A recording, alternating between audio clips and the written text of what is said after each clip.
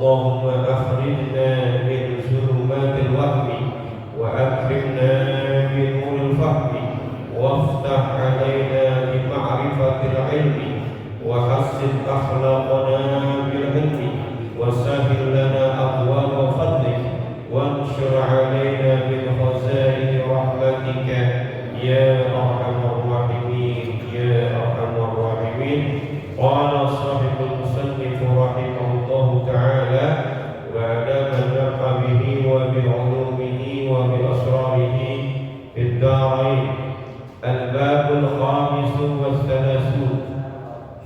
فضيلة الإقلال من الضحك. قال الأحناف: كثرة الضحك تذهب الهيبة، وكثرة المزح تذهب المروءة، ومن لزم شيئا عرف به. وقال النبي صلى الله عليه وسلم: كثرة الضحك تميت القلب. كثرة الضحك تميت القلب، أي تورث الضغينة في بعض الأحوال وتسقط المهابة والوقار، وذلك لأن الضحك يدل على الغفلة عن الآخرة. كذا في الإحياء. وقال صلى الله عليه وسلم: الضحك في المسجد ظلمة في القبر، أي يورث ظلمة القبر، فإنه يميت القلب وينسي ذكر ربي. رواه الديلمي عن أنس إلى آخره، والله تعالى أعلم بالصواب.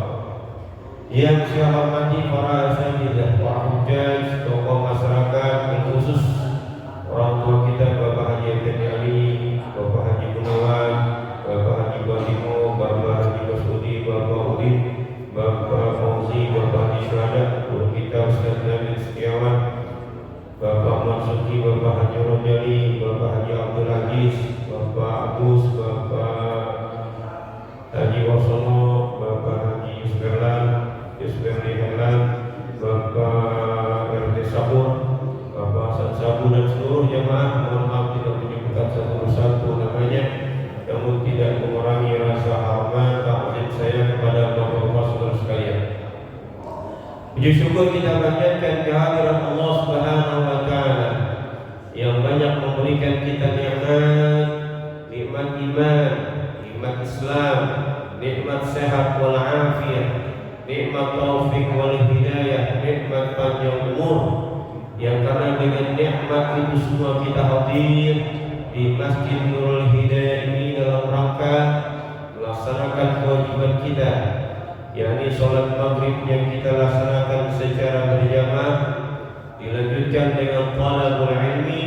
Mudah-mudahan niat langkah kita ke tempat ini mendapatkan ridha, barakah, pahala dari Allah Subhanahu wa Ta'ala. Salawat dan salam semoga tercurahkan kepada baginda Muhammad sallallahu alaihi wasallam serta keluarganya, sahabatnya, dan para pengikutnya setia. Hadirin yang dimuliakan Allah Subhanahu wa Ta'ala. Sekalian mati lagi ngaji dikasih kopi, kasih susu, enak kan? Nikmat banget, ilmu dapat, kopi dapat. Apalagi kalau ditambahin, ya kok ada apa ya temennya. Saya kalau kopi nggak ada temennya nggak yakin, mesti ada temennya. Minimal bisa korek. Iya. Hadirin yang dimuliakan Allah Subhanahu wa Ta'ala, kita masuk bab baru dari kitab Tafsirul Qaulil Hadis, sarah dari kitab Mubahul Hadis, bab yang ke-35, fi fadilatil iqlali minad dhahiki, keutamaan menyedikitkan tertawa.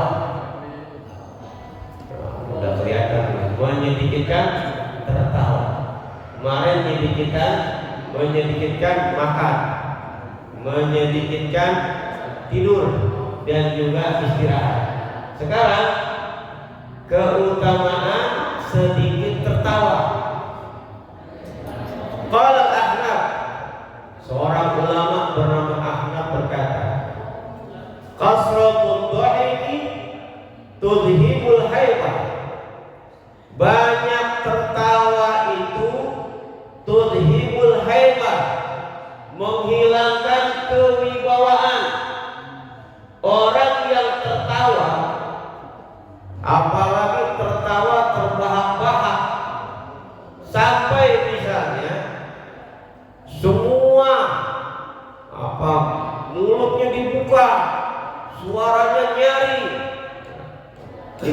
bisa menghilangkan kewibawaan.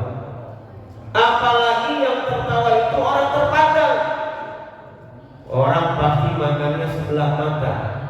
Orang terpandang, tertawa, terbahak-bahak, dilihat sama orang akan mandangnya sebelah mata. Artinya kewibawaannya jatuh. Apalagi orang yang tidak terpandang, orang biasa-biasa aja, tertawa terbahak-bahak, makin jatuh, makin hilang wibawanya. Karena itu boleh kita tertawa, tetapi sekedarnya saja, tak perlu terbahak-bahak. Dan juga bermasalah juga kalau ada orang guyonan lucu, yang lain tertawa, dia diam. Nah, itu tanda-tanda orang frustasi itu. Tanda orang ada penyakitnya, ya kan? Jadi kalau ada yang guyon lucu, boleh tertawa, boleh tersenyum, tapi jangan sampai terbahak-bahak atau terlalu besar. Karena tertawa terbahak-bahak bisa tuzhibul haibah, menghilangkan kewibawaan seseorang. Sahabat itu nyebutnya. Ya.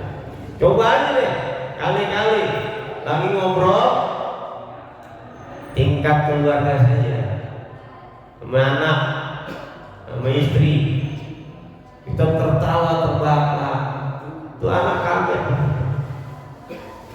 Wibawa kita hilang sebagai suami, sebagai orang tua. Oh, ini bapak tahu coba. Coba aja sekali-sekali di masjid tertawa kayak begitu. Wah, itu pasti wibawa orang itu akan hilang. Wa kasratul masjid tuzhibul muru'ah, dan banyak bersendak gurau itu menghilangkan muru'ah, sama juga wibawa, kehormatan. Kehormatan orang bisa hilang kalau banyak bercanda. Begitu juga misalnya, kan banyak ya pendai-pendai dari awal sampai akhir ngelawak mulu, bikin orang ketawa mulu. Boleh nggak? Bukan masalah boleh nggak boleh. Umumnya apa yang disampaikan dengan cara tertawa, bersendak gurau, itu akan hilang begitu saja, dibandingkan dengan orang yang menyampaikan sampai orang itu menangis. Makanya ada beberapa ulama mengatakan kalau nyari penceramah jangan yang suka melawak, tapi kalau ceramah datar-datar aja, yang dengerin juga agak enak. Seling-selingan, isinya ada, candanya ada, ya, muatannya bagus, cara penyampaiannya bagus.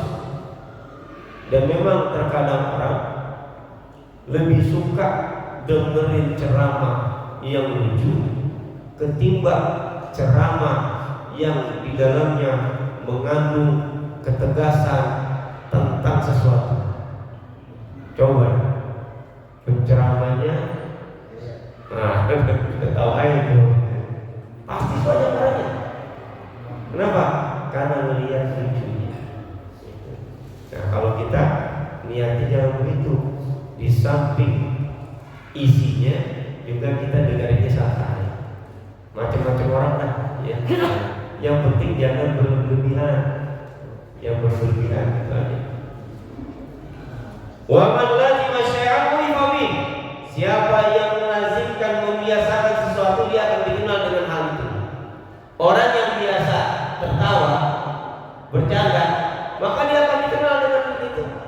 Kayak ada sahabat Nabi yang sering bercanda. Siapa namanya? Siapa? Nu'aim. Ini senang bercanda nih. Makanya di kalangan sahabat itu dikenal Nu'aim sebagai orang yang suka bercanda, lucu memang. Bukan hanya sahabat dicandain, Rasulullah ini dicandain. Suatu ketika pernah Nu'aim lagi jalan ketemu orang yang jual madu. Lalu dipanggil, Kang Madu sini. Kang Madu sini. Ente disuruh ke rumah Rasulullah. Kenapa Rasulullah pengen beli madu? Akhirnya tuh orang penjual madu datang ke rumah Rasulullah. Ketok pintu, Assalamualaikum. Waalaikumsalam. Lalu dia bilang, ya Rasulullah, ini madunya. Madu apa? Kata Nu'aim, kamu pengen beli madu. Saya nggak pengen beli madu. Nu'aim bilang suruh saya suruh mari. Akhirnya karena nggak enak beli juga tuh madu. Padahal Rasulullah pesen nggak? Agak pesen. Akhirnya dibeli itu madu. Begitu udah beli, Rasulullah ketemu dengan Nu'aim. Nu'aim, kenapa kamu menyuruh tukang madu ke rumah saya? Kata Nu'aim, ya Rasulullah, saya ini pengen ngasih hadiah ke kamu. Saya pengen ngasih hadiah madu. Makanya saya suruh tukang madu ke rumah kamu. Tetapi kamu yang bayar gitu. Kamu yang bayar juga. Itu Rasulullah bercanda, Nu'aim bercanda pengen ngasih hadiah kepada Rasulullah berupa madu, tapi yang bayar Nabi sendiri gitu. Cobain sekali-kali begitu. Bang Muji, kenapa? Disuruh minta tahapnya, ngapain? Disuruh bikin nasi uduk buat 20 orang, dan dibawain ke sana. Bukan dibawain. Ini nasi uduknya saya tahu nyuruh. Itu bahasa. Mau nggak mau dibayar? Bayar. Habis itu bahasa nyuruh. Kenapa? Mau sadar? Kenapa? Ada nasi uduk bungkus. Pada datang ke sana makan itu. Itu bercandaan gitu. Nah, terkadang ada orang yang diajak bercanda suka, ada orang yang diajak bercanda kagak suka. Makanya kita lihat orang kalau ngomong jangan semuanya dianggap sama. Bisa orang yang kita ajak bercanda, ternyata dia marah, dianggap serius omongan. Nah, kalau yang gini susah dah, ya, ngajak bercanda orang gini susah, ya. Jadi Rasulullah itu bukan orang yang serius banget. Terkadang dia juga senang bercanda. Sama istrinya bercanda, sama sahabatnya bercanda. Suatu ketika ada seorang ibu bilang kepada Rasulullah, ya Rasulullah, suami saya mengundang Anda ke rumah saya. Suami saya mengundang kamu ke rumah saya. Kata Rasulullah, suamimu yang mana? Oh, yang matanya ada putihnya ya? Yang matanya ada putihnya. Kata orang perempuan itu, bukan, nggak ada putihnya. Kata Rasulullah, nggak mungkin. Saya kenal suami kamu, itu yang matanya ada putihnya. Enggak, Rasulullah demi Allah, suami saya nggak ada putihnya. Kata Rasulullah, mana ada mata nggak ada putihnya? Ada nggak putihnya mata? Ada kan? Iya. Bercanda begitu. Nah, itu bercanda-bercanda Rasulullah yang sekarang ini ditiru. Banyak orang, biar satu. Sering tuh bercanda begitu. Iya kan? Iya. Jangan sekali-sekali tidur terletak, kamu akan mati. Kata satu, benar nggak satu? Iya. Tidur terletak itu berbahaya, bisa menyebabkan orang mati. Benar nggak? Iya. Tidur sambil terletak dapat menyebabkan orang mati. Bingung nggak? Oh bingung. Tidur terlentang, ada tangga, ditelan.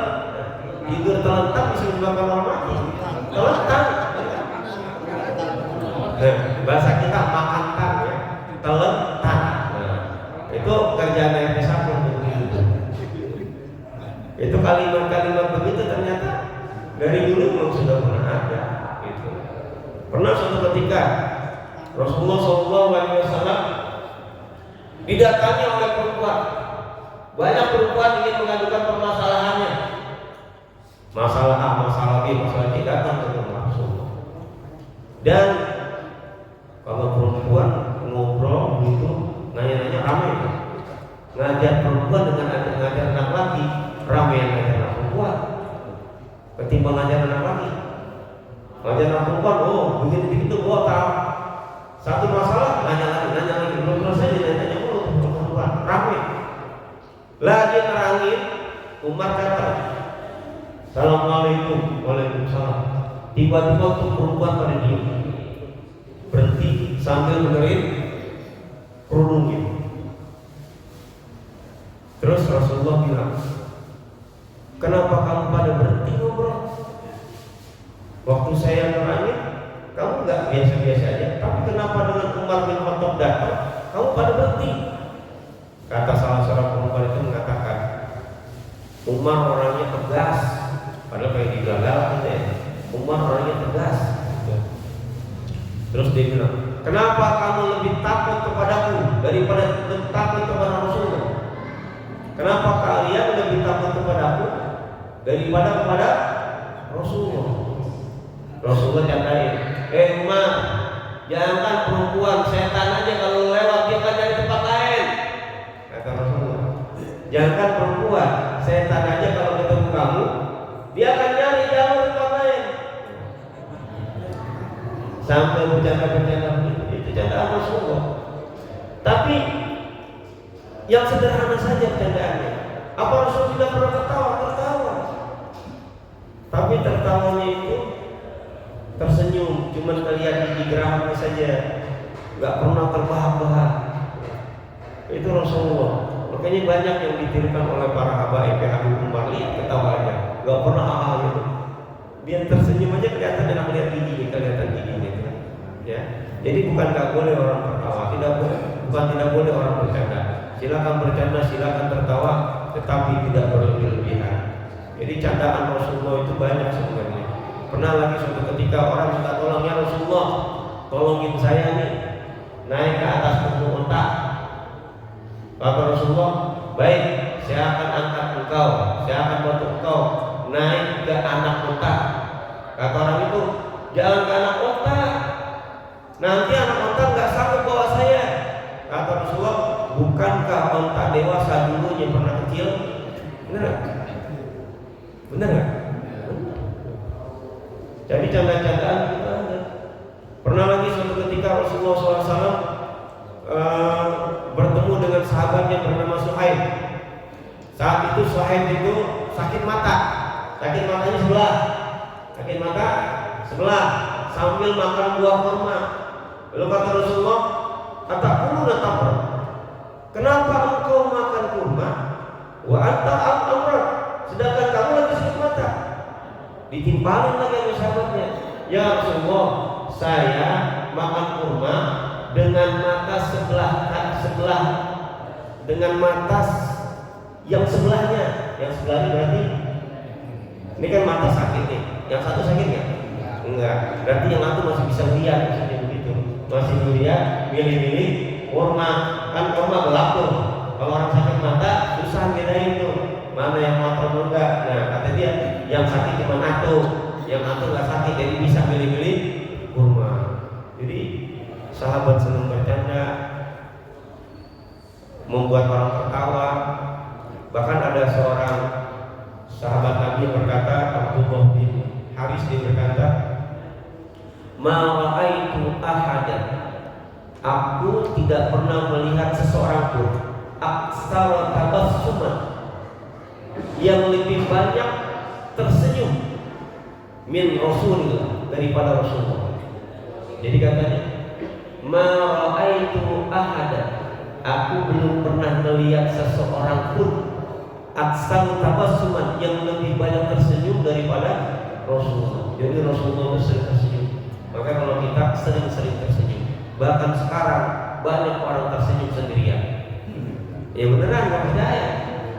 Lihat aja anak kita, istri kita, tiba-tiba kita nonton TV di kamar, tiba-tiba ketawa sendiri. Ya, kenapa? Karena main handphone gitu kan. Wakala